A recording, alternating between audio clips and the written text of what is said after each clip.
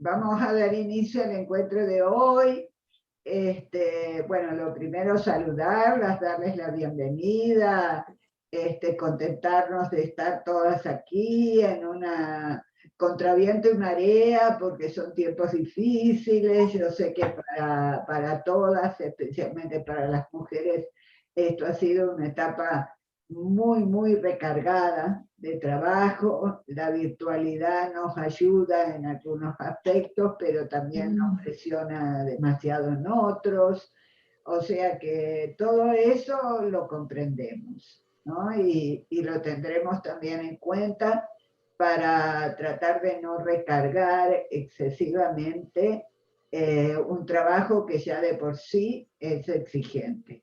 Y sabemos que todas además tienen sus responsabilidades laborales, familiares, en fin, de muchos tipos, ¿no? A las mujeres no nos faltan responsabilidades varias.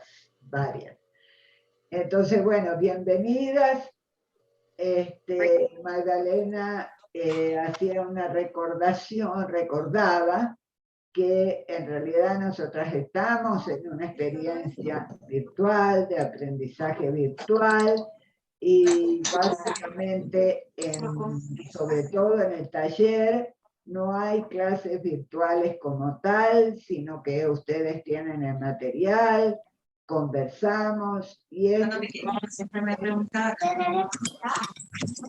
estos encuentros son más bien como para interactuar, ¿no? Y para darles acompañamiento. Solamente voy a recordar aquí, a ver, no, quería nada más recordar aquí, espérate. Yo tenía acá que el taller metodológico, que está a cargo de mi persona, Alba Carocio, de la profesora Magdalena Valdivieso, acompañadas por dos tutoras, que son Almida Fernández y Mitzi Flores. Es básicamente un espacio de formación destinado a dar herramientas para la investigación y producción de conocimientos desde un punto de vista feminista. Y por eso, en esta primera etapa, digamos, de taller, vamos a trabajar un poco sobre los aportes de la epistemología feminista, en qué consiste la epistemología feminista y en qué consiste hacer un trabajo feminista de investigación o un trabajo con perspectiva de género. Entonces, creo que hay alguien que tiene un micrófono abierto. Les voy a pedir que lo cierren mientras no estén hablando. Bueno, y bueno, el día de hoy es un poco, digamos, conversar sobre esas orientaciones de lo que sería una perspectiva feminista en la investigación. Magdalena, te paso la palabra un momentico para la bienvenida, lo que tú quieras decir. Bueno, sí, bueno la aclaratoria de Alba, y que por favor se lean lo que son el objetivo de este taller. Este taller es un taller en el que trabajamos metodologías, enfoques y las lecturas de del primer tema, del primer módulo que ya están haciendo, porque en el foro han hecho comentarios, muestran hacia dónde va. O sea, la idea, hemos trabajado en todos los seminarios, y ustedes por la formación que tienen, el tema de género de distintas perspectivas. O sea, hablamos de perspectiva de género, de enfoque de género, de justicia de género, de ceguera de género, de miopía de género. Y la pregunta que importa en términos también para lo que es el desarrollo de teoría y de investigación feminista es cómo hacer investigación y por lo tanto tener productos que son los trabajos, el caso de ustedes, el trabajo final de la especialización con enfoque de género. Y justamente en el primer módulo tienen unas lecturas en las cuales se les muestra que es posible. Melissa, tu micrófono. que es posible verificar si una investigación tiene o no tiene un enfoque de género y cómo, en qué consiste que tenga un enfoque de género. Entonces, lo primero que creo que queríamos conversar, y manteniendo lo que está señalando Alba, de que estas no son clases sincrónicas. Esto es unas reuniones de trabajo, como hemos hecho en otros espacios, en el seminario, etcétera, en el cual intercambiamos. Pero creo que es importante que mantengamos la esencia de lo que es el trabajo que estamos haciendo a distancia, porque si no significa cambiarle las reglas del juego en términos de que tienen que tener presencialidad, y eso no está establecido en ninguna de las pautas de esta especialización que coordino junto con Luz Patricia. Así que eso me gusta que lo tengamos claro.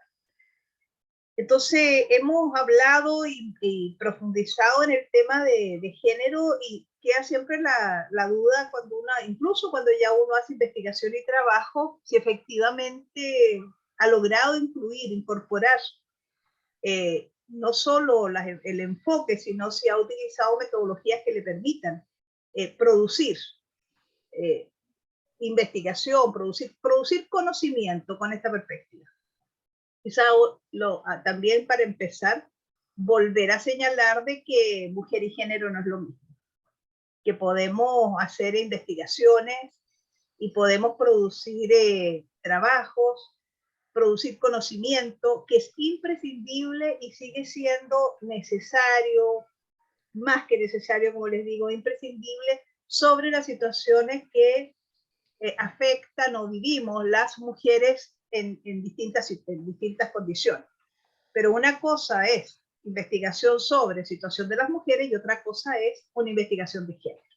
Porque trabajo sobre, investigación sobre condición de las mujeres o condición de la mujer, como se llamó al inicio, tuvimos muchos, muy importantes, y que fueron la base para poder construir lo que tenemos hoy, que ya es epistemología feminista, que ya es otra cosa. Cuando hablamos de género, sabemos que estamos hablando de qué pasa con las relaciones de poder que se establecen en las distintas sociedades entre lo considerado masculino y femenino. Entonces, cuando decimos voy a hacer una investigación con enfoque feminista o con enfoque de género, primero de género, después vamos a lo del feminismo, con enfoque de género, no es que van a elegir un colectivo de mujeres para ver cómo les va, qué les está pasando a ese colectivo de mujeres en cualquier situación, sino que van a analizar las relaciones de poder que determinan el qué. Bien, Ana, porque eso me da ánimo, que alguien está entendiendo, ¿no? O por lo menos estamos ahí siguiendo la cosa. Que son las que determinan las situaciones en las que nos encontramos. O sea, no estamos en la situación en que estamos por ser mujeres. Si estuviéramos ahí sola, estaríamos seguramente mucho mejor. Es por las relaciones de poder que se establecen en las sociedades, que hemos caracterizado en otros espacios como sociedades que son patriarcales, y por lo tanto vamos a ver cuáles son las relaciones de poder que podemos identificar con género, pero como ya sabemos también, porque lo hemos visto, que la categoría de género no es suficiente, porque no puede dar cuenta, no logra abordar la complejidad de las tramas de desigualdad, como se llama la nueva conferencia de Claxon, ¿no? Y es lo que venimos hablando nosotras en el seminario, las tramas de desigualdad. Vamos a pueden utilizar otros enfoques, como es interseccionalidad, sin olvidar. Entonces, lo primero es, no se trata de una investigación centrada en las mujeres, sino que una investigación centrada en situaciones que afectan, que viven de manera positiva y negativa las mujeres por las relaciones de poder en las cuales estamos. Entonces eso es como una primera aproximación que habría que tener clara, ¿no? También ya a propósito del foro, ¿verdad? Hubo, no recuerdo el nombre, que planteó que le había llamado la atención que el artículo de Gordillo diga que las metodologías cualitativas son más cercanas y más útiles para la investigación feminista, entendiendo que también desde una perspectiva feminista y de género utilizamos metodologías cuantitativas. sin duda. Sin embargo, al inicio de de los trabajos referidos a género y desde un enfoque, perspectiva feminista, sí se trabajó mucho más con metodologías cualitativas. ¿Por qué? Porque lo cualitativo no ignora lo que las feministas hemos sostenido siempre, que no podemos hacer una investigación que pretenda ser objetiva de sujetos en número cuantitativo, que no tengan cuerpo, que no estén enraizadas, que no tengan historia, que no estén, somos cuerpos también, entonces que no estén enraizadas. Entonces sí, las metodologías cualitativas, que en ese momento se hablaba mucho más de la historia de vida, de las entrevistas, de las entrevistas a profundidad, etcétera, fueron más cercanas a lo que son los principios de una perspectiva feminista, que es que no sostenemos una pretendida objetividad y un universalismo de que el resultado de nuestra investigación sea válida universalmente. Porque partimos de que somos sujetas construidas socialmente, construidas políticamente, y que tenemos que identificar quién habla, desde dónde habla y con quiénes está trabajando. Ahora, todo esto se va aterrizando en la medida que el taller avanza en cada uno de los aspectos que se quiere incluir en el trabajo final. Pero lo que queremos insistirle es que se tomen el primer tema, el primer módulo, como una oportunidad de reflexionar y de profundizar en un ejercicio, en una práctica de investigación con enfoque de género, y a partir de las propuestas feministas que forman parte de la epistemología feminista. Por supuesto, teniendo en cuenta de que esto lo van a aplicar luego para su trabajo, para la elaboración del trabajo final. Pero que se metan en el tema de cómo se hace, cómo se investiga, cómo se produce conocimiento desde una perspectiva de género y feminista. Y ahí todas las dudas que tengan, y las planteando, a la medida que vayan leyendo también. Eso no que me gustaba a mí. Tienen varios micrófonos abiertos. Yo les sugeriría que los cerraran y que me dieran la palabra, por favor. Sí. Fíjate que yo quería señalarles que los aspectos cuantitativos también son importantes. Por ejemplo, depende del trabajo que uno se plantea en la investigación, pero también hoy en día los movimientos de mujeres y los movimientos feministas hablan del derecho al dato, ¿no? A tener información, la necesidad de tener información. Lo que ocurre es que una etapa, que coincido totalmente con Magdalena, quizá yo la ubicaría, no sé, en los años 80 y 90, sobre todo en los años 90, donde la metodología cualitativa fue también una vía de poder resolver y poder mostrar algunas problemáticas que no aparecían para nada en los datos. De hecho, todavía, ¿no? Por lo menos, bueno, solamente voy a compartir esta información. Estoy desarrollando una investigación sobre el embarazo adolescente, ¿no? Que es un tema, por cierto, muy estudiado. Sin embargo, por ejemplo, revisando las estadísticas y estadísticas de salud de los países latinoamericanos, la amplísima mayoría de los países no tienen esa información. Sobre todo la información de las menores de 14 años. No la tienen.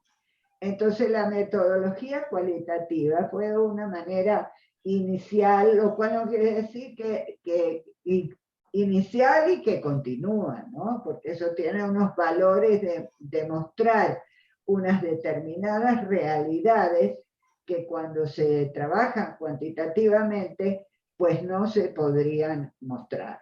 Ahora, ese es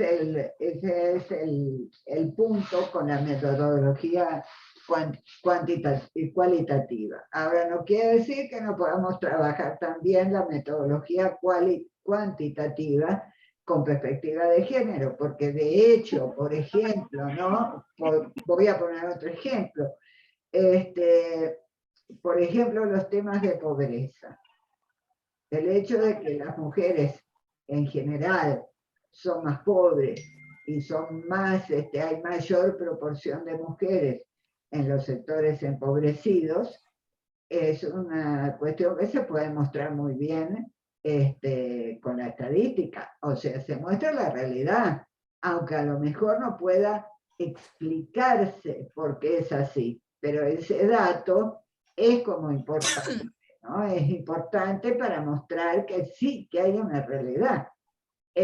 Por ejemplo, ahora que estamos, bueno, las mujeres han trabajado, los movimientos de mujeres han luchado mucho por hacer encuestas de uso del tiempo, ¿no? Que es una metodología totalmente cuantitativa y que permite mostrar, ¿no es cierto?, si se hace una comparación y se hace bien, porque el otro asunto es que es muy exigente, se puede ver perfectamente cómo, por ejemplo, muchísimos países de América Latina, las mujeres dedican entre 30 y 32 horas, y todavía creo que es poco, al trabajo del hogar, mientras que los hombres, que también algo hacen, porque hacen una reparación, cortan el césped del jardín cuando hay jardín, ¿no? Clavan unos clavitos, a lo mejor sacan la basura, cuando en los países en que está mejor la situación, llegan por ahí a 16 horas. O sea que ahí también la metodología cuantitativa, o digamos los datos, la cuantificación, diría yo la metodología cuantitativa. La cuantificación tiene como también su importancia, pero cuánto se ha tardado en llegar, y por supuesto que hay muchos países que no tienen para nada encuestas de uso del tiempo. O sea que ahí también hay baches, ¿no? Está también el material con el que podemos trabajar y hacer investigación, porque ninguna tesista, ninguna investigadora individual puede hacer una encuesta de uso del tiempo. Esas son actividades que exigen una movilización de recursos, de tiempo y energía, que la tienen que hacer instituciones. Entonces, bueno, esas también son realidades porque uno de los puntos de partida de una investigación feminista es que la investigación es encarnada, y también no estamos investigando como si fuéramos los ojos de Dios, que estamos en todas partes, sino que somos limitadas como investigadoras, por lo tanto hay que ubicarse en la realidad de lo que es posible hacer con las fuerzas y con los recursos con los que contamos, ¿cierto? Que eso Alba, disculpa que te interrumpa, hay personas esperando ingresar, lamentablemente quedó con sala de espera y lo están repitiendo en el chat, lo hemos leído. Perdón. Mientras tú haces eso... Mira, estoy muy contenta porque hay una asistencia bastante grande, ¿no? Bueno, eso eran como estamos en una conversación, vamos como abriendo temas, ¿no? Y vamos abriendo cosas. No Entonces, sé. agregar que también es un desafío cómo miramos el dato con enfoque de género y feminista. Por un solo ejemplo, si yo, o sea, obviamente hay que trabajar, hay que tener información. La lucha porque la información, la data de los países se desagregara por sexo es una lucha que se dio desde los movimientos de mujeres feministas, o sea, no teníamos esa información desagregada por sexo. Que tengamos estadísticas sensibles o lo que sea del género también lo es. Un solo ejemplo, si nosotros tenemos una categoría acá que se llama el ni, las personas que ni trabajan ni estudian. Entonces tú vas a la estadística oficial y va a tener un número de personas que ni trabajan ni estudian. si alguien ve ese dato sin un enfoque de género, se va a quedar con la idea que efectivamente hay mujeres entre los 17 que están en edad productiva que ni trabajan ni estudian y que están. Ya, desde una perspectiva de género, ¿es sostenible eso? Que hay mujeres niní que ni trabajan ni estudian. Es que seas niní porque siempre tienes que cuidar a alguien. Si estás niní. Entonces, cuando vas con un enfoque de género, sí, preguntas, bueno, disculpen, esta cifra de las que no están ni estudiando ni trabajando, estarán haciendo otra cosa. ¿Quiénes son? ¿En qué hogares viven? ¿Tienen hijos e hijas que cuidar, tercera edad? Son hermanas que están teniendo que quedarse a cuidar hermanos. Ah, ya. O sea, bien, perfecto el enfoque cuantitativo mirado con enfoque de género. Los datos se miran también con enfoque de género. Y interrogamos el dato. Claro, eso es lo que no. Emma está pidiendo la palabra. Ah, ¿cómo no? Hola, buenas tardes. ¿Cómo están? Bueno, me demoré un poquito en ingresar, pero en lo que estaba comentando la profe Magdalena, en Colombia, también el DANE, el Departamento Administrativo Nacional de Estadística, también discrimina la población NINI, la población que ni trabaja ni estudia, y en el caso nuestro, en el caso colombiano, sí hay un enfoque de género. Tenemos la población segregada, hombres y mujeres, y para el caso de las mujeres, no sé hasta qué punto tengan la caracterización que menciona la profe Magdalena, pero sí hay datos de las mujeres que son madres, pero creo que no llegan al detalle de las mujeres que trabajan o cuidan a sus hermanos, a sus padres, por no trabajar, por no estudiar y no trabajar. Gracias. Gracias, Eva. Y es la principal causa, ¿no? La principal causa de no ingreso al trabajo remunerado es el trabajo de cuidado que realizamos. De hecho, por ejemplo, en la mayor parte de las estadísticas todavía la población inactiva, ¿no? Que es aquella población que se considera que no, como que no hiciera nada, ¿no? No hace actividad remunerada, pero tampoco estudia.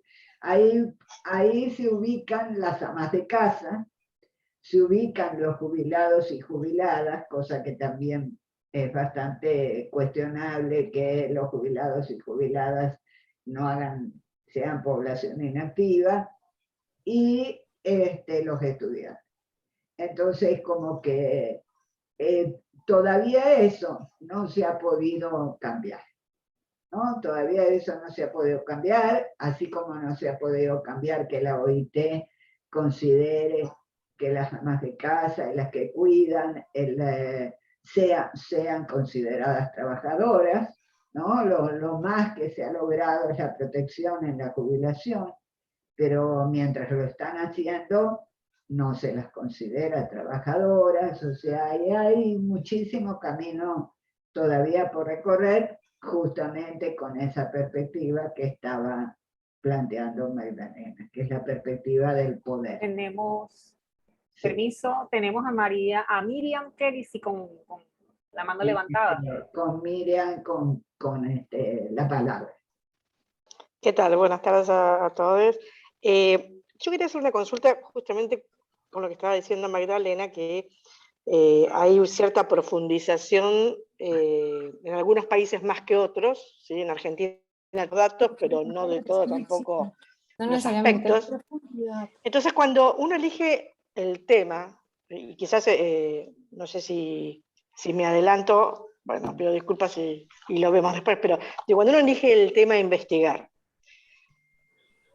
por lo menos que yo pienso es lo elijo porque es un tema que me interesa profundizar más allá de que haya o no la profundización de ese dato. Me gusta ese nombre. Quizás voy a llegar a una instancia donde, bueno, acá llegué, tengo más desagregación. Sí, pero yo no me la comí ahorita. A ver, hay y bueno, micrófonos abiertos, si los sí. pueden cerrar, por favor. Entonces, bueno, llego hasta ese dato, hago hipótesis en hago alguna hipótesis, hago un trabajo de exponencial, entonces hago como un trabajo de puedo suponer que y llego a un resultado, puedo traspolar lo que vi en determinados países, no en países, en determinadas zonas y extrapolarlo en algunas zonas, o sea, hasta la profundización, no sé si soy claro, digo, cuando yo hago ese estudio elijo el tema. Llega un momento donde quizás no tengo más información desagregada, pero quiero llegar a algún tipo de conclusión.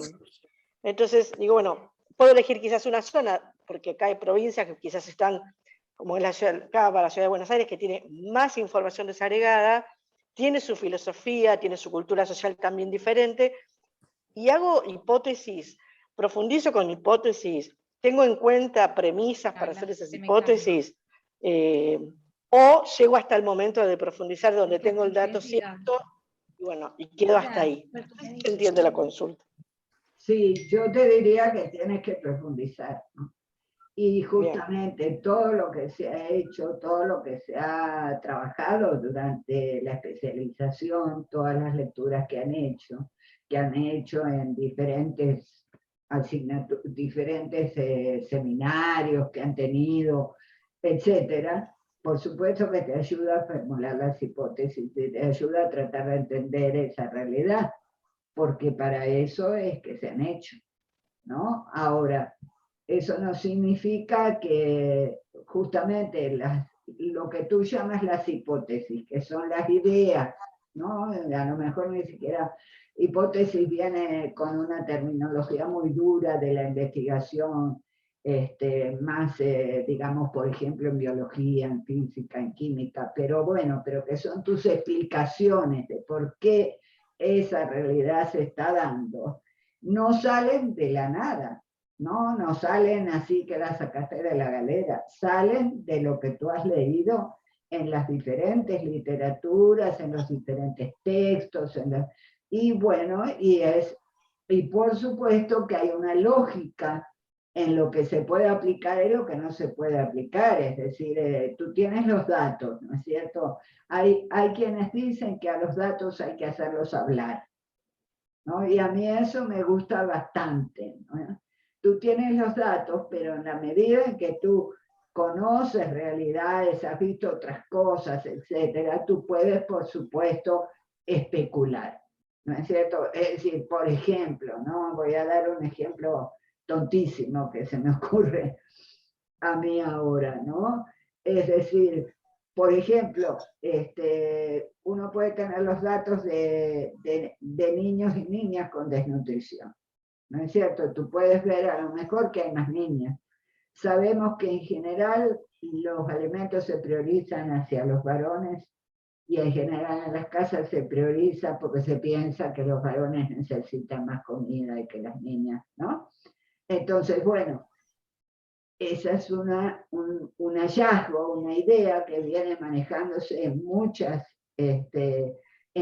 casos. Entonces, por ejemplo, tú perfectamente puedes analizarlo allí.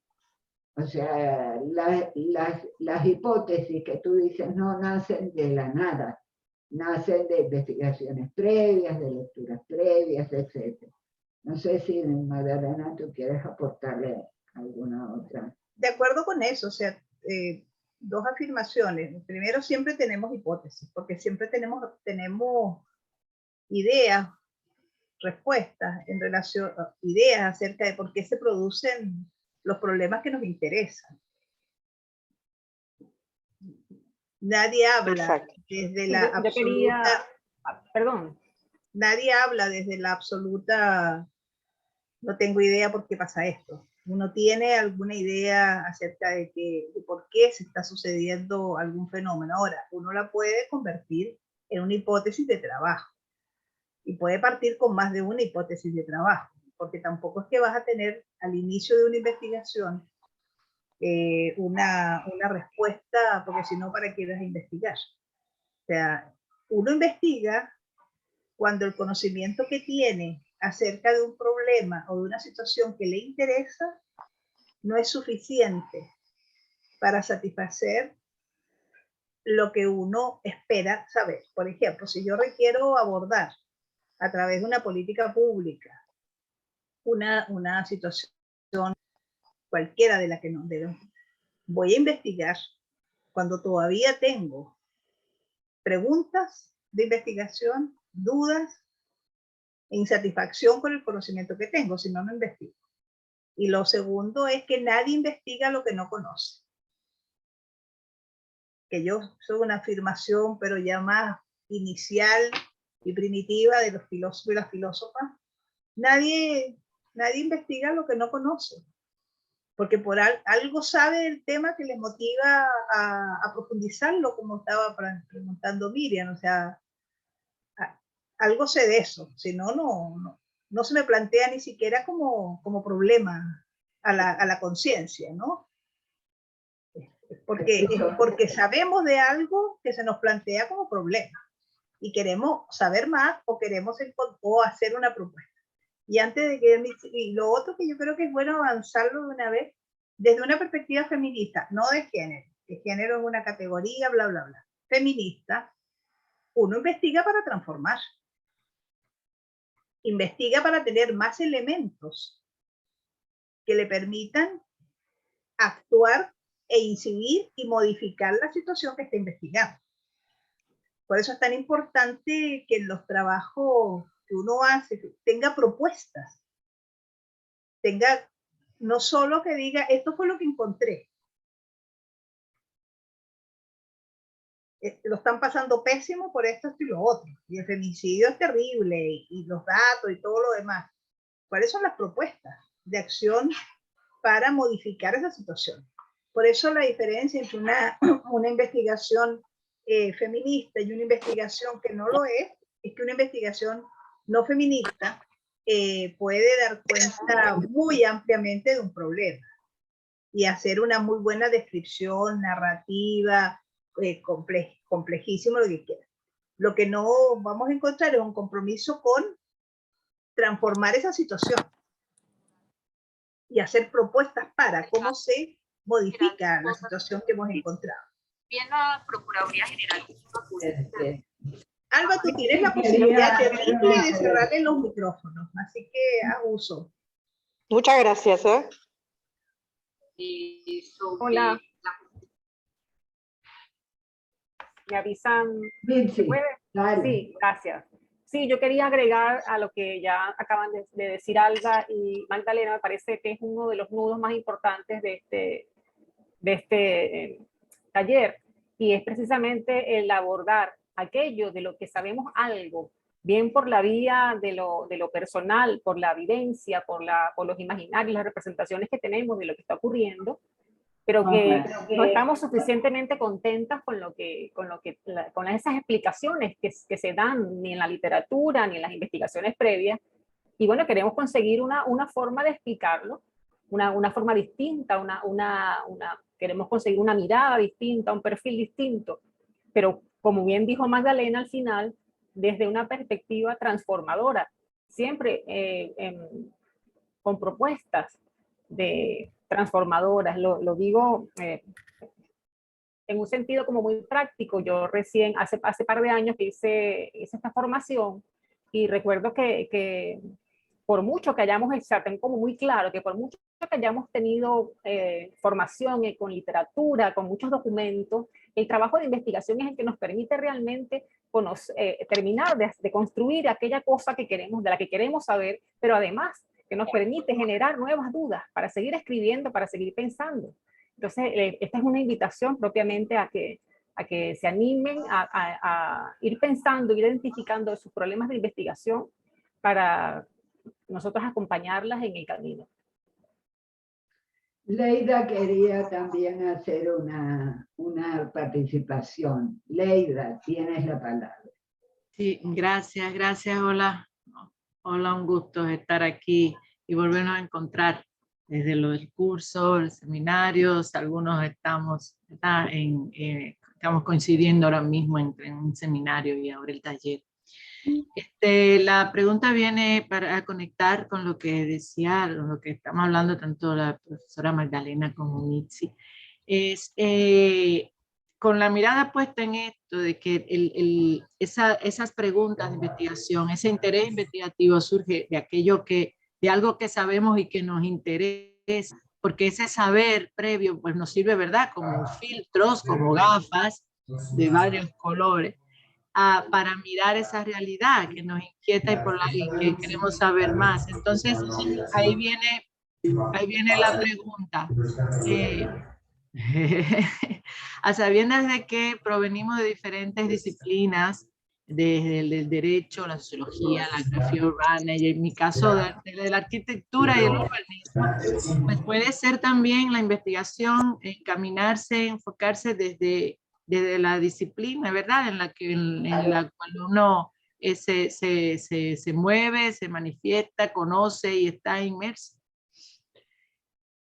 Yo te diría, mira, Leida, que justamente esa es la riqueza. Creo que uno de los aportes que hizo y que viene haciendo a las ciencias sociales la investigación feminista es justamente revalorizar la experiencia de nosotras las mujeres y poner esos lentes en otras disciplinas y en otras experiencias, ¿no? Justamente, por ejemplo, ¿no? Desde el tema como arquitecta, el tema de la ciudad, la mirada que se puede tener a una ciudad, las ciudades están pensadas desde un punto de vista totalmente masculino. Totalmente, No más, bueno, eso es una experiencia de la cotidianidad, ¿no? Que también ese es otro de los aportes de la investigación feminista, que es la experiencia desde la cotidianidad, desde la propia experiencia de las mujeres. Justamente de eso se trata la investigación feminista, revalorizar nuestra propia experiencia que poco ha sido reflejada en cantidades de documentos y demás. Por ejemplo, la ciudad, no más una sola cosa. Es decir, difícil transitar por las ciudades, difícil transitar con niños por las ciudades, cantidades de horas pasadas en el transporte que implican que tú no tengas que regresar a la casa nada más que a descansar y que alguien te está esperando en la casa para que te relajes, te dé de comer, te des un baño y te acuestes, ¿no es cierto? Y no tengas más nada que hacer en tu casa. Y ahora que estamos confinados en pandemia, todo eso sale a la luz, ¿no es cierto? Por eso hay lugares más amigables, ¿no es cierto? Para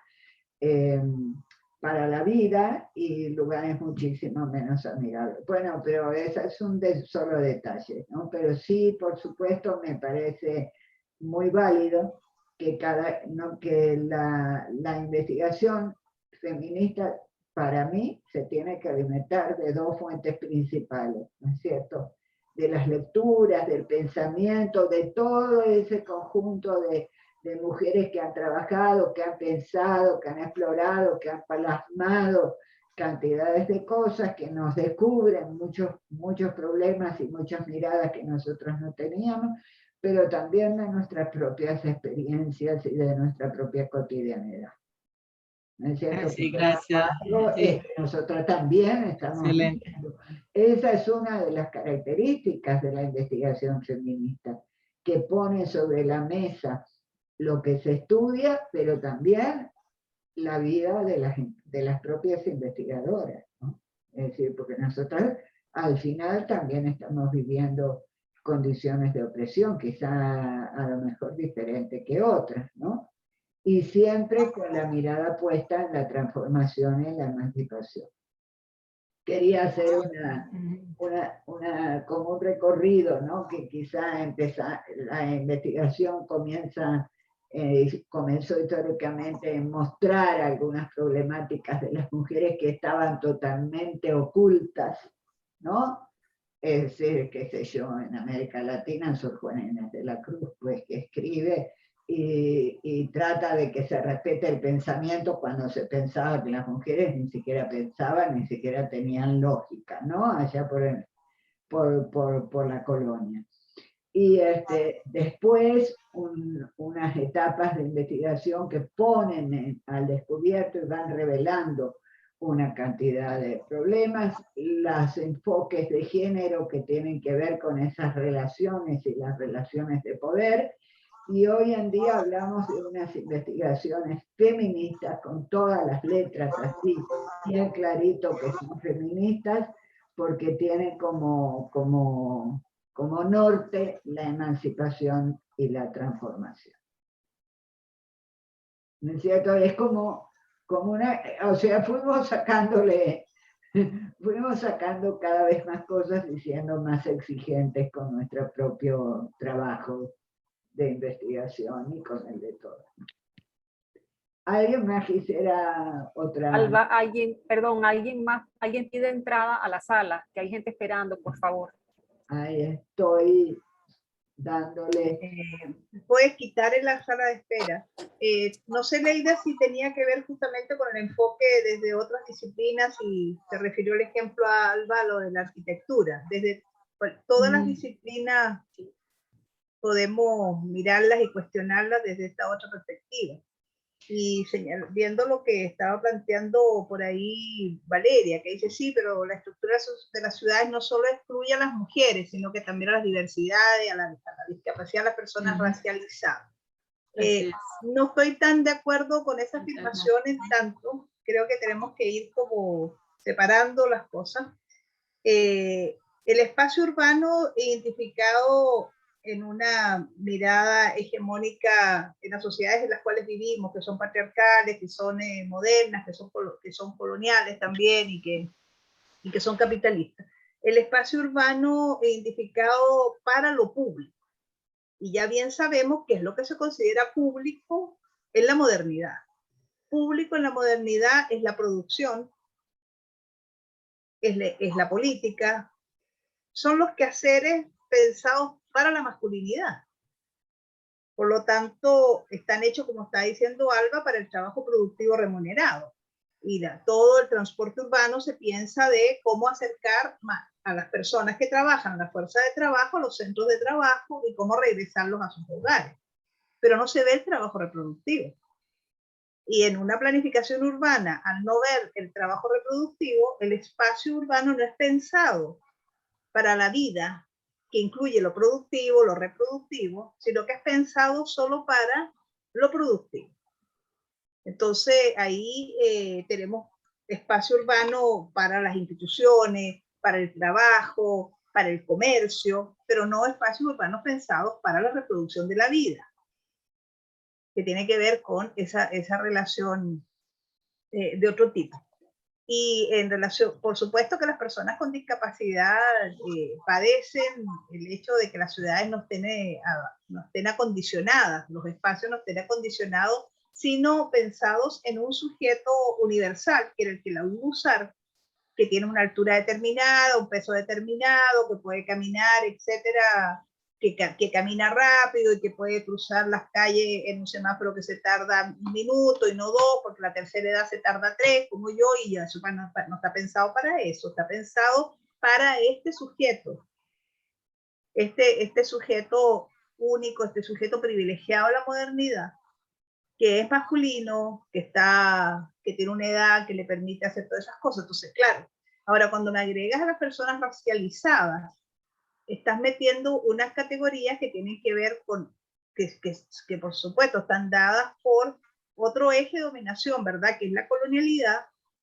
Y sí, las ciudades también excluyeron a las personas racializadas, excluye personas racializadas y las ubican en la periferia. Y eso es incluso una jerarquización con base al color. O sea, podemos mirar el espacio urbano o la ciudad desde una perspectiva de género, desde una perspectiva decolonial, desde una perspectiva de otras, ¿no? O sea, ingreso podemos mirar todo económico. eso.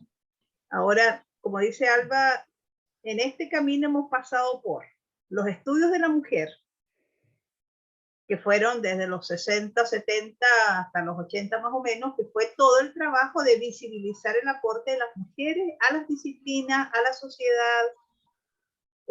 Fue la visibilización de los aportes de las mujeres En esa etapa es que nacen los centros de estudios de la mujer, que se ubican de la mujer en singular. También ahí nos equivocamos fuertemente con una sujeta única que se identificó también con la blanca, heterosexual, clase media, etc. Luego pasamos a los estudios de género, cuando la categoría de género se impone, y ahora estamos en una etapa que ninguna se ha superado. Se sigue haciendo estudios de la mujer, se sigue haciendo estudios de género y hacemos estudios feministas. Cada una de estos momentos, aportes a la generación de conocimiento ha generado también categorías. Los estudios de la mujer generaron categorías como feminización de la pobreza, como invisibilización, como subordinación, generaron conceptos también. Los estudios de género, obvio, tienen la categoría de género y otras categorías que fueron generadas. Y de los estudios feministas hoy hay un cruce de nuevas categorías, de nuevos conceptos, como es interseccionalidad, como es también la mirada decolonial incorporada allí, como son los aportes de los otros y de los feminismos que han ido disputando esta hegemonía de este feminismo blanco, este feminismo dominante. Así que por ahí hay bastante que ver. Ahora la idea no es ponerles más complejas las cosas, sino que mostrarles un panorama general y seguir un poco lo que estaban diciendo. Lo más probable es que ustedes profundicen en alguno de los trabajos que ya hicieron en los seminarios que han cursado, o que tengan una reflexión al ir finalizando la cursada, digamos, porque ya están felizmente a 3 semanas de finalizar el último seminario que están cursando, van a seguir con el curso internacional y con el taller, y quizá tienen una reflexión final, que sea una síntesis, y también el trabajo puede ser eso. El trabajo también puede ser una síntesis, una reflexión final sobre el título de esta especialización, que es Políticas Públicas y Justicia de Género. Entraron para conocer más sobre la política pública y la justicia de género. ¿Qué se están llevando? ¿Con qué ideas se quedan? ¿En qué quieren profundizar de eso? O sea, yo veo más, no sé si Álvaro lo comparte, cuando hablamos de un trabajo de síntesis integrador, no es que se van a plantear ahora, ay, que puedo investigar casi como si estuviéramos recién conociendo, ¿no? El primer día, ay, ¿qué voy a hacer aquí? ¿A qué vengo? No, ya tienen un recorrido, han producido, y las que están llegando hasta aquí, felicitaciones, porque están pasando 2 seminarios que les va a ir bien a pesar de todo. 2 seminarios, van con un curso internacional, entonces ya tienen una producción teórica y una experiencia. De manera que no van a empezar ahora a complicarse, ay, ¿qué tema puedo investigar? Como si por primera vez estuvieran pensando en esto. Pueden revisar sus trabajos de los seminarios, aunque hayan sido grupales, pueden tomarlos. Lamentablemente le estaba informando a Alba por el interno de que el trabajo final de la especialización es individual. No hay ninguna posibilidad de hacer trabajo en dupla, trío, grupo, nada. Porque Flaxo, que es la que les reconoce esta especialización, lo exige así. Es un trabajo individual. Y otros adjetivos que están puestos allí en la descripción. Pero sí pueden hacer uso de los trabajos que hicieron en seminarios. Y también, por ejemplo, de todas sus participaciones en los foros. Los debates en los foros son muy ricos. Pueden tomar algunos de los temas tratados en los foros. Y ahí tienen muchas perspectivas. Abramos para preguntas, porque parece concierto raro, ¿ves? Sí, perfecto. No sé si alguien quiere hacer una pregunta, una intervención. Diego, te veo ahí con la manito levantada. Hola, buenas tardes a todas y a todos. Una pregunta muy logística. Quisiera para mi trabajo continuar con un trabajo que hice en el curso de la profesora Magdalena y quisiera ampliarlo con recursos de información que se pueden solicitar a entidades públicas mediante un derecho de petición, y quisiera saber si en ese sentido es posible que desde Claxo haya un respaldo para elaborar ese derecho de petición. Es algo muy simple, como si podemos tener el nombre para solicitar esa información. Hola Diego, ¿qué tal? Su trabajo fue muy bueno. Con la firma de Alvin Mía puedes contar casi para todo. Sí. En la vida, pero comprometer a que Claxo te dé un respaldo, te debo consultar. ¿Tú harías una petición ante qué organismo? Principalmente a Ministerio de Salud, Ministerio de Educación, que es un poco para continuar ampliando las fuentes oficiales que consulten ese trabajo, pero ya pedir información específica. Ya, resolvámoslo con que se da una constancia de que tú estás cursando, que tienes que hacer un trabajo final, y eso sí te lo hace Claxo, sin duda, eso lo logramos hacer con un poco de dificultad, pero lo tenemos, y que estás en eso, y Albi y yo te damos una carta. Entonces pones la constancia de que estás cursando más lo de Albi mío, y con eso vemos cómo te va. ¿Te parece? Perfecto, gracias. No, gracias, Diego. Está Ahora Milder, Angie. a Milder. Milder con Angie Lara. Sí, profesora, buenas tardes a todos, profesora Alba, profesora Magdalena. Bueno, yo tenía una pregunta. ¿El trabajo final puede ser una sistematización de una experiencia de una política pública? Bueno, lo que sucede es que yo actualmente estoy trabajando en un proceso de construcción y evaluación de una política pública en el departamento donde resido. Yo me preguntaba si era posible que el trabajo final fuera, no sé, sistematizar cómo ha sido la experiencia para la construcción y evaluación de esta política en temas de género. Entonces, no sé qué tanto cabe esa posibilidad. Como que estarías repitiendo el trabajo del seminario. No, no señora. Ya. ¿Me escuchó? ¿Aló? Sí, te escucho, que no, que harías, porque en el seminario que cursaste analizaron una política pública. No, no señora. Ya. No, lo que yo preguntaba era si era posible que el trabajo final integrador fuera la sistematización de una experiencia de evaluación de una política pública. Le comentaba que yo actualmente estoy trabajando en la evaluación de una política pública de equidad de género en el departamento donde resido, y pues quería preguntar si había posibilidad de que la sistematización de esa experiencia fuera el trabajo final integrado. Claro que sí, Milder, y al final, claro, haces un link con justicia de género. Claro. Y te queda una evaluación de una política pública y unas conclusiones que son para, en lo personal, en lo que más me fijo cuando evalúo un trabajo, en la cual incorpora como esa política pública va avanzando hacia los criterios de justicia de género, en términos de lo que conocemos que es la justicia de género. ¿Te parece? Me parece que te quedaría un trabajo súper bueno, ¿verdad, Alba?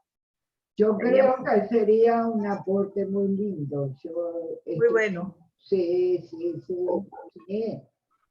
Y así también aprovechas tu trabajo profesional, porque la idea es que aprovechen lo que están haciendo también en su... que ese es un gran consejo, Magdalena, que digamos, utilicen los acumulados que ya tienen, que los tienen. A veces la gente piensa que tiene que empezar de cero. No, hay unos acumulados que tienen durante todo este transcurso, que los traen de la vida, y otros que han adquirido específicamente la especialización. Vamos a responderle a Valeria Saray, que está preguntando, ¿el trabajo final puede ser un proyecto de investigación o es el desarrollo? Es el desarrollo de una investigación, no es un proyecto, ¿no, Alba? Un proyecto. Ya. Y Verónica, que dice que no le queda claro qué es lo que se busca y los parámetros del trabajo. Es que no te puede quedar claro en esta primera sesión, creo yo, si lees no hay unos parámetros. La sesión que viene la vamos a dedicar exclusivamente a cuáles son los tipos de trabajo que se pueden hacer ¿cómo es? Y todas las dudas que tengan, pienso que van a ser, investigar también es ir encontrando cosas poco a poco, ¿no? No es que de una vez, porque eso es la iluminación. La investigación se va haciendo poco a poco. No es iluminación. Pareciera, Alba, que hay que publicarle lo que son las especificaciones del trabajo. Sí. Ahora les vuelvo a señalar que este taller es para profundizar en hacer investigación y producir conocimiento desde una perspectiva de género y feminista, que entiendo perfectamente porque llevamos 5 cortes en esta especialización, que en cuanto se abre un taller que dice trabajo final, queremos centrarnos en qué es lo que tengo que entregar, cuál es la monografía final. Sí. Y se saltan las etapas. Se saltan la etapa que es aproximémonos a investigación feminista, aproximémonos a lo que es trabajar con enfoque de género, y vamos avanzando en que vamos a elaborar, que vamos a hacer un trabajo final, que están todas las especificaciones en el taller en que tiene que ver. ¿Quién me pregunta que si todas tendremos que evaluar políticas públicas? No, eso fue lo que se hizo en el seminario que se llama Políticas Públicas y Justicia de Género. El trabajo final de la especialización no es evaluar una política pública, es desarrollar una investigación final de cierre de tu especialización, de tu trabajo en la especialización. Las tutoras de cada trabajo, no hay tutoras de cada trabajo. Esto es igual que en los seminarios. Hay 2 tutoras para toda la cursada, que son 216 personas. Y las docentes que estamos, Alba y yo, para ir dando pautas generales sobre el trabajo que van a ir haciendo e ir etapa por etapa. La mecánica en general que hemos empleado para estos talleres es que después de tener claro qué es una investigación feminista y cuáles son las características que creo que en el día de hoy es lo que estamos trabajando y más o menos va quedando claro. Después de eso se fijan los parámetros y ya cada quien va entregando, se le hacen las devoluciones para ir ajustando si hay alguna persona, bueno, suele ocurrir que, por ejemplo, los planteamientos son como para trabajos demasiado extensos, que no es tampoco la idea. Entonces se les ayuda a delimitarlo, a hacerlo como más abordable, básicamente hacerlo viable. Porque tanto Magdalena como yo, como las tutoras, Armida, Mitzi y todas las profesoras de la especialización en general y profesores, tenemos como objetivo que la amplia mayoría, ojo, que hace la amplia mayoría, logren culminar exitosamente y satisfactoriamente. Es decir, que se gradúen, que obtengan su título. Aquí no existe la idea de que vamos a... No, nada de eso.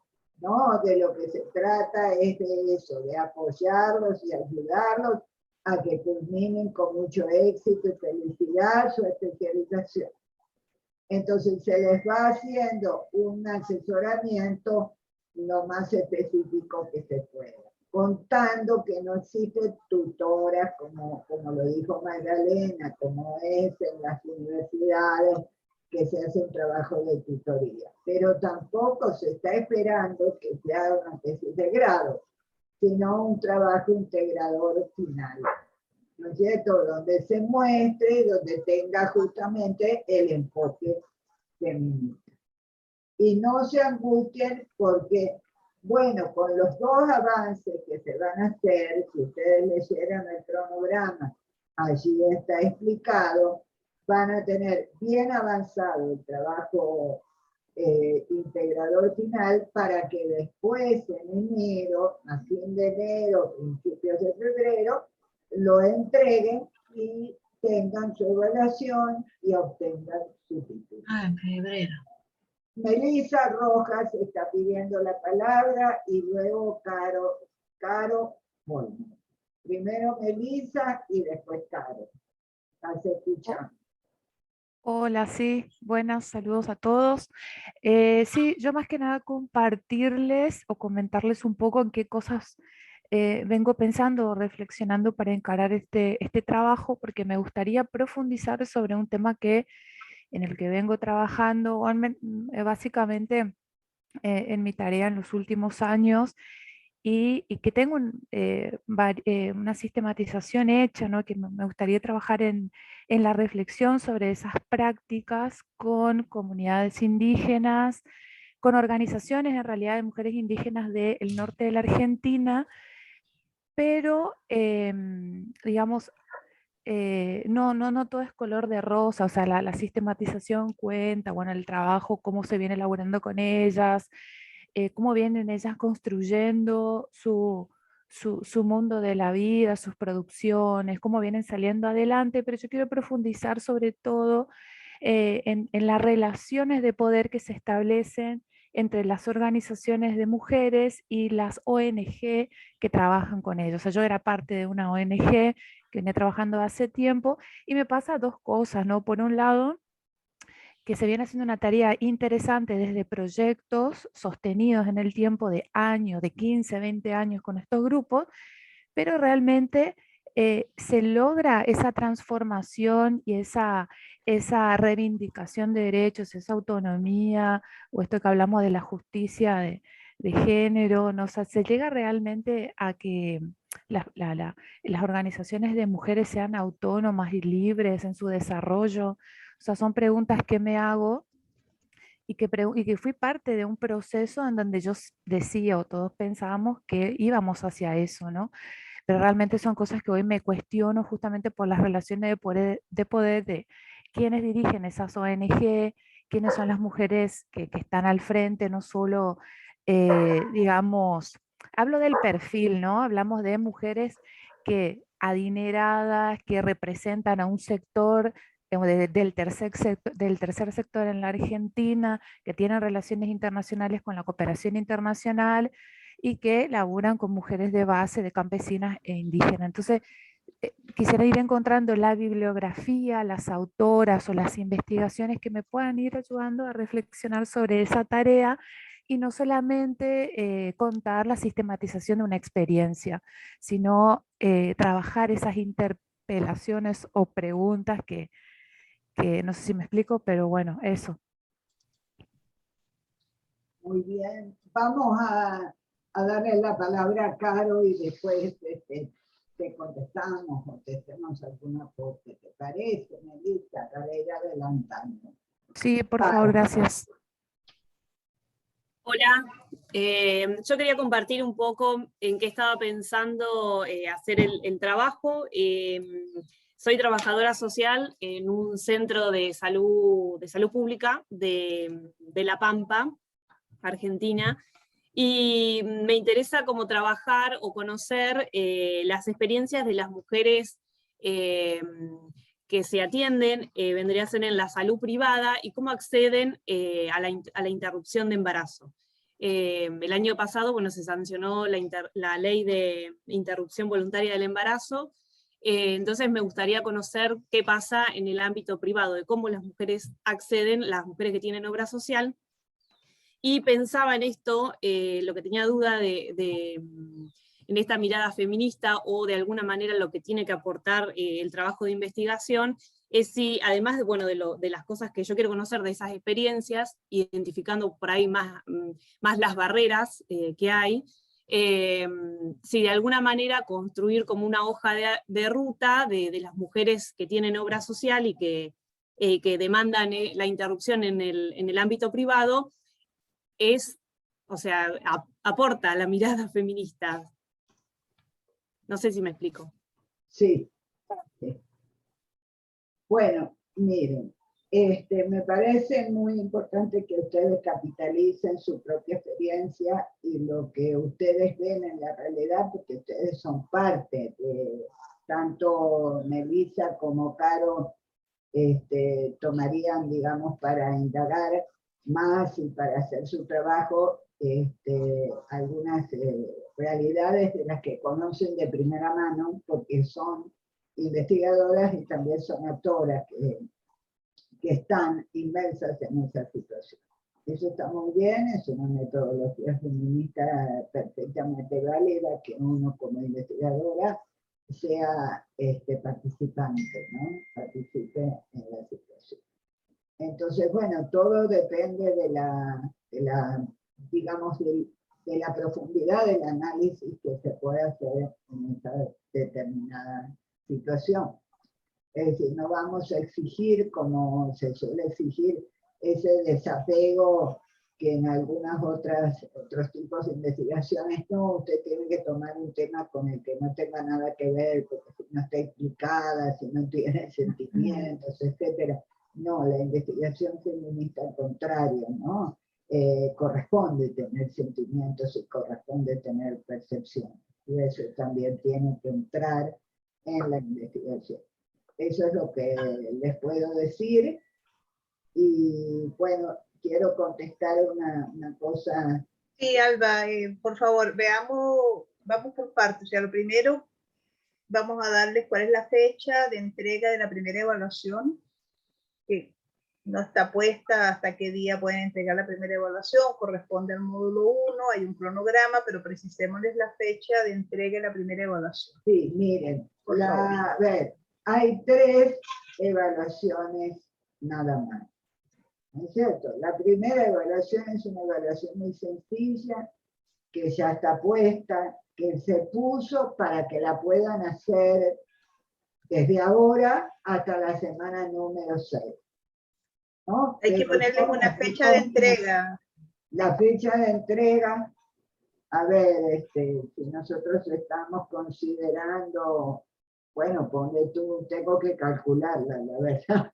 Sí, no, ¿verdad, Alba? Se la publicamos mañana, no hay problema. La publicamos mañana, no hay problema. O sea, yo no entiendo la angustia, ¿no? Bueno, estamos tratando de bajarles la angustia. Para eso es este encuentro, cónchale, para que no se estén angustiando, ¿no?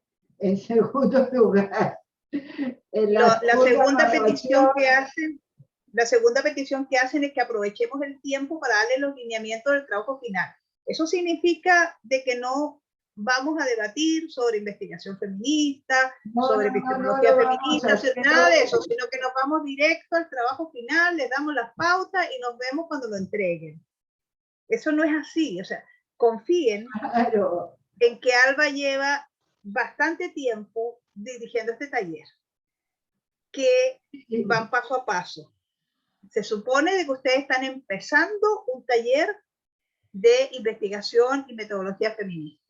Que lo primero que van a hacer es empaparse en eso, en lo que es la metodología de investigación feminista, en lo que es género, etc. Sabemos que no son una hoja en blanco, que tienen toda una experiencia y que algunas han investigado y trabajado.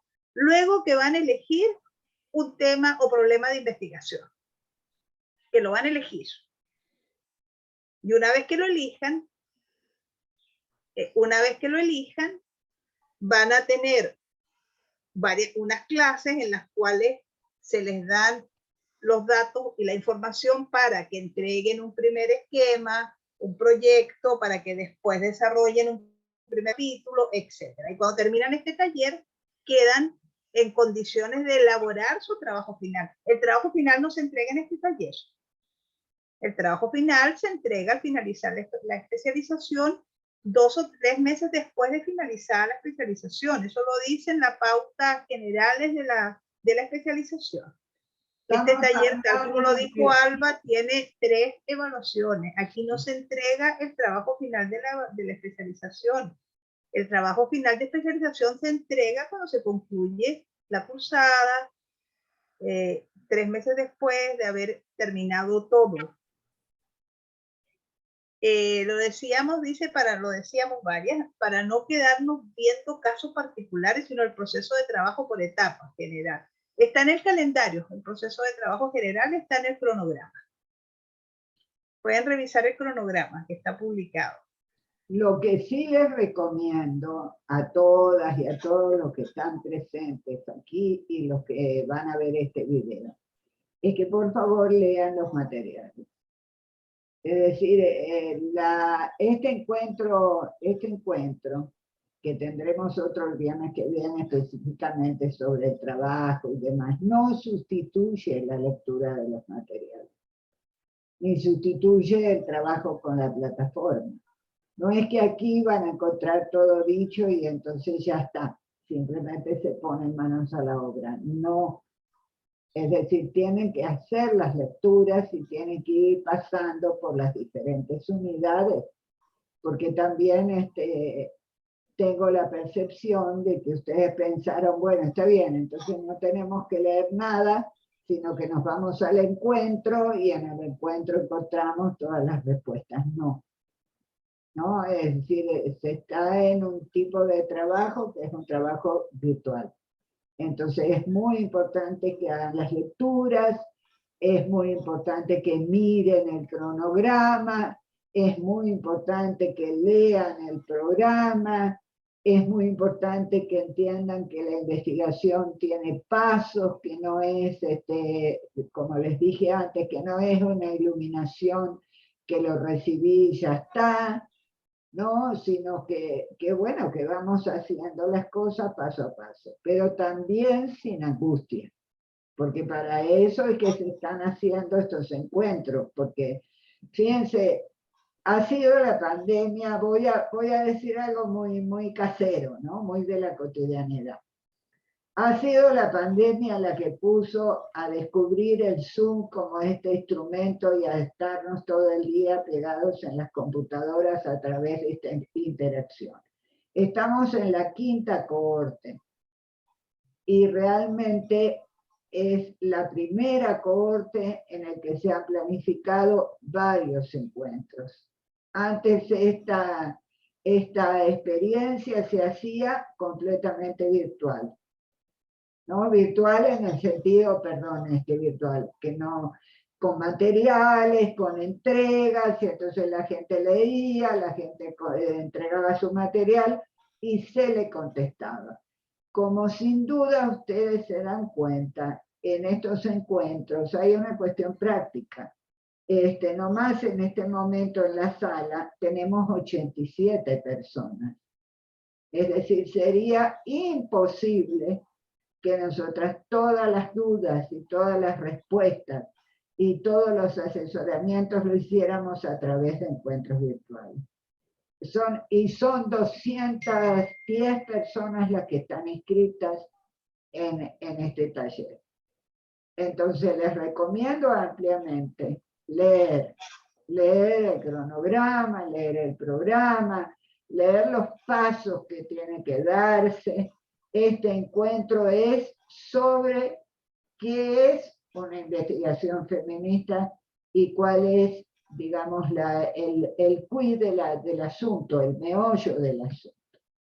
Y como en toda investigación, cuando uno tutoreaba, también se lo decía a los estudiantes, la fase de preparación es una fase importantísima. ¿No? Así como nadie se puede lanzar a escribir sin haber leído previamente algunas cuantas cosas, y haberlas fichado, y haberlas revisado, y haberlas analizado, bueno, no se puede pretender que en un primer encuentro tengamos absolutamente todas las respuestas para todas las preguntas, ¿no es cierto? Aunque una enorme cantidad de esas respuestas están en el cronograma, que está bien especificado.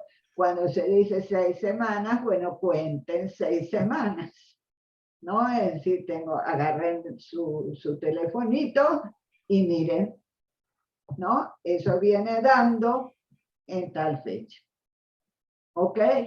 Y alrededor de esa fecha. Ahora, ¿por qué se abrió desde hoy?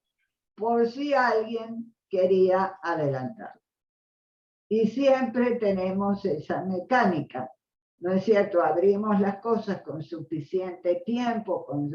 Lo que les quiero decir es que bajen el nivel de angustia, ¿no? Porque también uno de los factores de lo que en las universidades se llama el TMT es el nivel de angustia. No sé si parezco psicóloga más que investigadora. Pero bueno, a veces se ha pensado que quizá ese trabajo lo haría un psicólogo, ¿no? Bajarle el nivel de angustia. Yo sé que todas estamos muy angustiadas por diferentes circunstancias, pero que no sea este taller otro factor más de angustia, por favor. No, esa no es la idea. Bueno, Alba, ahí Angie centró la pelota en la cancha de nuevo. Hoy era conversar sobre las características de una investigación feminista, de una investigación con enfoque de género, comentar las lecturas que han hecho sobre eso, que ya las estuvieron viendo, que han criticado algunas cosas, me parece interesante. Julia, no te voy a responder. Esa no te la voy a responder hoy. Voy a seguir empecinadamente con que la investigación feminista y la investigación con enfoque de género nos permite generar conocimiento situado, comprometido, que podemos y nos damos permiso para actuar con su objetividad, hablar desde nuestro espacio, desde quienes somos, y no pretendemos tener un conocimiento objetivo, universal, válido, que podemos utilizar todas las metodologías, todas las herramientas, todos los métodos, todos los instrumentos de investigación y mirarlos con un enfoque de género, con esto que se llamó la sospecha feminista. Entonces yo también les recomiendo, al igual que Alba, que vivan aquí y ahora este taller. En este momento estamos metidos en nuestro tema de qué es hacer investigación feminista, cómo es producir conocimiento con un enfoque de género y con investigación, con base a unas lecturas que tienen y otras que podrían ustedes mismas aportar. Entonces, podríamos vivir este momento, que es ese, y luego pasar al segundo, que es elegir el tema o el problema de estudio, y después pasar al tercero, de hacer el proceso que se hace para cualquier investigación, de informarse qué se ha investigado ya sobre ese tema, y cuáles van a ser mis preguntas de investigación, y si voy a generar hipótesis, cuáles. ¿Y cuál va a ser el objetivo de mi investigación? Para pasar luego al cuarto, para tener un proyecto ya de trabajo. Entonces, esa creo que la manera de llevar este taller es disfrutar que en este momento, a diferencia de lo que están planteando muchas veces, no tienen ninguna urgencia de entregar una evaluación porque son 6 semanas. Que tienen un tema y unos materiales a leer, a disfrutar, a compartir, a hacer foros sobre eso, lo que quieran, que son los materiales de lectura que están puestos allí. Y que vamos a ir etapa por etapa. El término parcialidad consciente te llamó la atención porque no lo habías escuchado, Leila. Sí, se encuentran en esas lecturas varios aportes que nos permiten reflexionar sobre cómo hemos venido haciendo trabajo también. Me lo permite a mí, que llevo años en esto, más que Alba, porque es más joven, y me permite también reflexionar. Yo miro los trabajos que escribí, que si los googlean los van a encontrar al inicio, y veo este proceso de avance en el uso de las categorías, que yo usaba antes las categorías, pero todavía no habíamos desarrollado una epistemología feminista, y debatíamos si la había o no la había, y ahí hay un texto sobre hay o no una epistemología feminista, o se parece demasiado a la investigación cualitativa. Y ese debate, hay un modo de producir conocimiento propio de los feminismos, o no. ¿Qué diferencia? ¿Por qué se parecen tanto lo que la investigación-acción? Se parece tanto, se acerca tanto a lo que hacemos, pero ¿por qué incluso esos enormes aportes no diferenciaban la situación específica de las mujeres en las relaciones de poder? Y por eso nos diferenciamos del enfoque cuando trabajamos con diagnóstico participativo, que es muy parecido, muy útil. Pero nosotros queremos diagnóstico participativo con enfoque de género. No es solo recoger las voces de la subalternidad. Paulo Freire recoge las voces de la subalternidad. Paulo Freire no ubica la situación de las mujeres como una situación desigual producto de las relaciones de poder. Y por eso agregamos a a ese gran aporte a la investigación crítica, que es lo que hace Paulo Freire, una mirada de género. Y después venimos más allá con las feministas que género no es suficiente. Esta clase, esta raza, este lugar de vida, este territorio. ¿Cómo hacemos para tener una mirada más amplia? Por eso ya nos bastan, como lo hemos dicho en otros momentos, los lentes de género. Necesitamos unos lentes multifocales.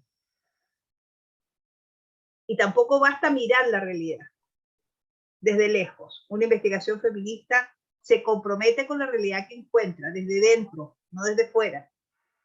Esos son los debates que queríamos hacer hoy con ustedes. Ese tipo de debate. ¿Cuál es el rol de la investigadora o del investigador? Sigue siendo un agente externo que pretende mirar con objetividad una situación que está padeciendo otras. Esos son los debates de este primer módulo. El por qué la investigación feminista es política, porque se mete en las relaciones de poder para transformarlas. De hecho, yo diría que a la investigación feminista le ha costado mucho abrirse camino, ¿no? Las mismas ciencias sociales que han sido críticas, sin embargo son críticas en muchos aspectos, pero muy poco críticas en el aspecto de género. Por ejemplo, el tema del cuidado, que hoy en día con la pandemia ha logrado un cierto posicionamiento. Lo logró y pronto desapareció. Pronto volvimos a ver cómo vamos a hacer para recuperarnos de la pandemia. O sea, pronto desapareció del primer plano. Entonces, por eso les insistimos en que lean los primeros textos, vean lo que es una aproximación feminista y traten de pensar en su propio trabajo. Ni siquiera vamos a llamarlo, vamos a ponerlo al nivel así enormemente grande que parece también una lápida, sino que más bien traten de disfrutarlo desde esto, desde entender de qué se trata hacer una investigación feminista, hacer un trabajo, ponerse, escribir un texto como investigación feminista y como aporte feminista, y lo disfruten desde ahí, ¿no es cierto? Porque si no, estaríamos volviendo a ese productivismo que existe en la ciudad. No mire cuántas páginas, vamos, por poco es que nos dicen, vamos a ver cuánto pesa su tesis. No, 5 gramos, 10 gramos, 15 gramos, no importa lo que está puesto adentro, lo que importa es cuánto pesa su tesis. No se trata de eso, se trata de ir haciendo un trabajo, hacerlo, no es no hacerlo, hacerlo, pero hacerlo también desde un punto de vista verdaderamente feminista crítico, y además de eso con un disfrute de esa realidad. Quería decir algo, Albita, brevemente. Sí, te vi con la mano levantada. Sí, que lo que decías es muy cierto, lo vivimos en carne propia quienes nos formamos en ciencias sociales y que además, bueno, estamos en esos campos todavía haciendo actividad en el pregrado. Lo vemos con mucha frecuencia, que es que se dice, se expresa, se escribe sobre el compromiso de las ciencias sociales y los feminismos. No obstante, todavía es muy difícil admitir en estos espacios la existencia de una epistemología feminista, ¿no? La investigación hecha como compromiso feminista, con el compromiso de quienes estamos escribiendo, con esas sensibilidades de las que hablaba Magdalena. Por lo que creo que es fundamental que retomemos ese aspecto y que entendamos cuánto valor cobra que podamos hacer una escritura consciente, reflexiva, situada de lo que está ocurriendo a nuestro alrededor, lo que está ocurriendo en nuestras vidas, pero no solamente para hacer la descripción, sino también como ustedes han comentado previamente, con una postura, mirando el futuro y mirando las posibilidades que tenemos de hacer, de incorporar cambios, de empujar cambios, de impulsarlos. Entonces creo que por ahí van las cosas. Y como bien dice Alba, de lo que se trata es que disfrutemos en este momento este debate con lectura, ciertamente con lectura, con conversación, con foros. Los foros van a estar abiertos para que podamos seguir compartiendo. Y bueno, hagamos algunos nudos, desatemos otros. Por ahí va la cosa. Querida, yo me tengo que retirar, Alba, querida. No, es que ya nosotros pautamos estos encuentros para 1 hora y media. Y efectivamente están, ¿no? Y piensen que no vamos a agotar todo en un solo encuentro. Okay. El próximo encuentro, que es el próximo viernes, ahí sí nos dedicaremos, pero por favor les recomiendo con las lecturas, ahí sí nos dedicaremos a ver, digamos, cómo puede ser el trabajo. Pero sin olvidar que nuestro enfoque voy a terminar diciendo, ¿no? Voy a terminar diciendo lo que está acá, ¿no? Acá. En general, ay no, espérate, una de las compañeras. Disculpa, Alba, están planteando de que se califica la asistencia. No se califica la asistencia. No se califica la asistencia, sino que se tiene en cuenta si hay una participación o no la hay. Lo que se califica son los 3 trabajos que se van a entregar, ahí está claramente. Bien. Y revisemos también la... Vamos a revisar la plataforma, pero por si hay algún detalle, alguna cosa. A ver, no sé si he sido clara. Por favor, bajen el nivel de angustia. Por favor, bajen el nivel de angustia. Nadie tiene ningún interés en rasparla, nadie tiene ningún interés en que ustedes se sientan mal, nadie tiene ningún interés sino en construir. Y entonces, por favor, bajemos el nivel de angustia, que sea suficientemente angustiado está el mundo, ¿no? Como para que también en nuestro espacio traigamos la angustia. Ajá. Y la idea, ¿no es cierto?, principal es que se trata de una investigación feminista donde se analizan esas relaciones de poder que mantienen a las mujeres en estados de discriminación, de sujeción, de opresión, etcétera, que se hacen propuestas, piénsenlo desde ahí, piénsenlo desde el enfoque feminista, y ya que me preguntan, nos vemos el próximo viernes a la misma hora. Igualito, siempre se están mandando los avisos por correo. Por favor, lean los correos, por favor, entren a la plataforma. ¿Ok? Entonces nos vemos el viernes que viene. Gracias. Muchas gracias y buena semana para todos. Muchas gracias.